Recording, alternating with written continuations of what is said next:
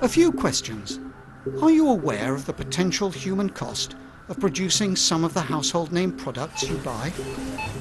What's in Head & Shoulders shampoo that could support forced or child labour? What's in pot noodles or Knorr stock cubes that may require employees to do back-breaking work for unacceptably long hours? Mau 1 minggu itu kerja terus.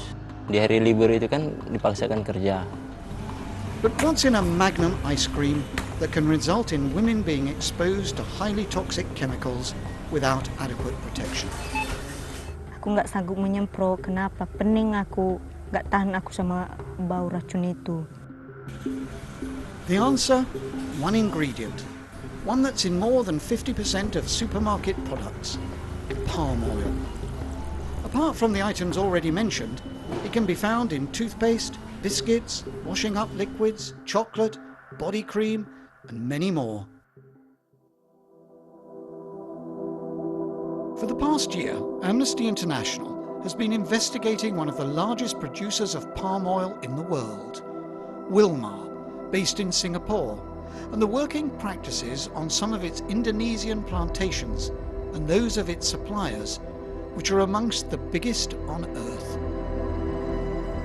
We knew that there were concerns, but the fact that these abuses are so prevalent in a sector that has come under so much scrutiny and where there has been so much fanfare with some of the largest companies in the world promising consumers that they're delivering sustainable palm oil, that they're ensuring there's no exploitation in the palm oil that ends up in the products that you and I are using on an everyday basis, I was frankly shocked at that.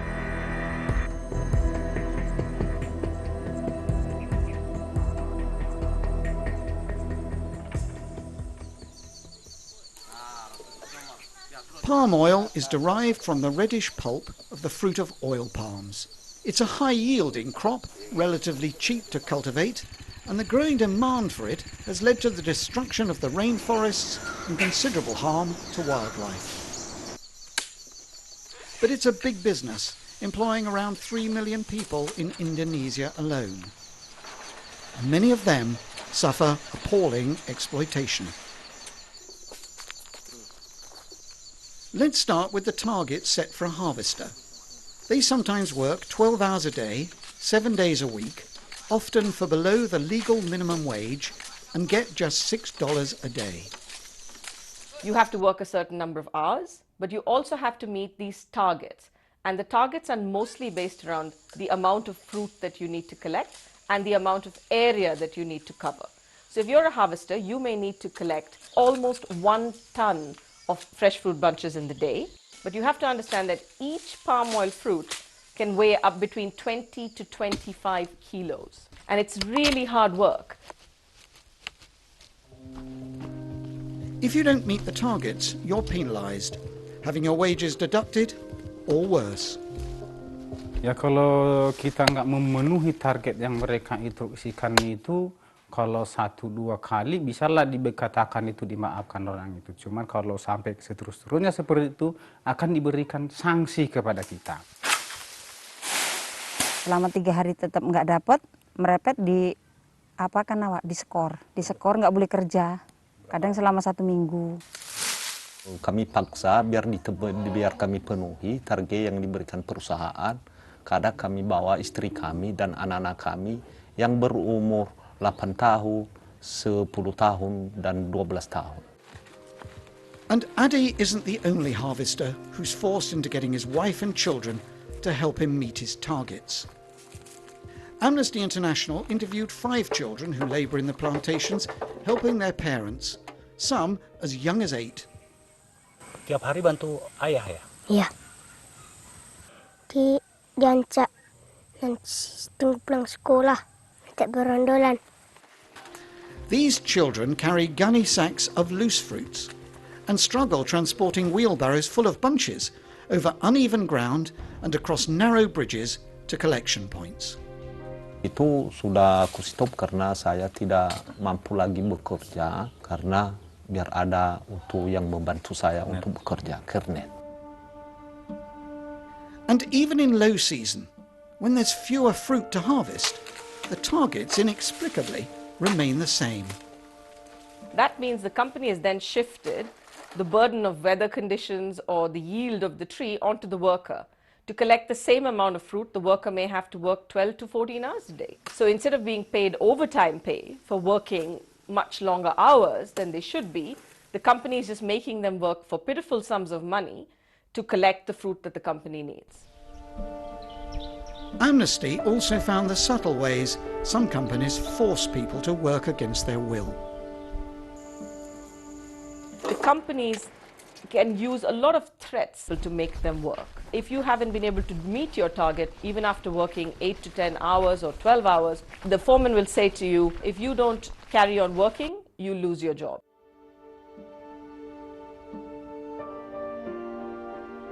And some of the worst labour abuses are visited upon women. They're all classed as casuals, and they aren't entitled to any job security, health insurance or pensions, irrespective of their length of service, which sometimes could have been for decades. Kami semalam itu cerita di sana nggak ada mau diangkat perempuan di sana karyawan, cuma laki-laki aja orang manen. Iya, karena kadang-kadang katanya perempuan itu kadang hamil berhenti bekerja, gitu. Jadi suka-suka kayak suka-suka kita lah kerja keluar masuk gitu. Women workers are mainly responsible for looking after the palm oil plants. That involves preparing and fertilizing the soil for cultivation, and also one of the most dangerous jobs on a plantation: the spraying of pesticides. The discrimination against women is extraordinary. If they've sprayed plants in the morning and it then rains, washing away the chemicals, they only get paid a fraction of their wages or nothing at all. That's because it's deemed that they haven't met their spraying target. And it's hazardous. They spray paraquat, a chemical so toxic its use has been banned in Europe, and they do it often without adequate protective equipment. Many women report being affected by chemicals. Di sini banyak batuk-batuk, ada yang busuk-busuk kukunya, gatal-gatal. Kurasa efek dari racun itulah. Most Wilmar subsidiaries and suppliers test the blood of employees for exposure to chemicals, but the results are not shared with the workers. Those showing abnormalities are simply moved to other tasks without ever knowing what's wrong with their health.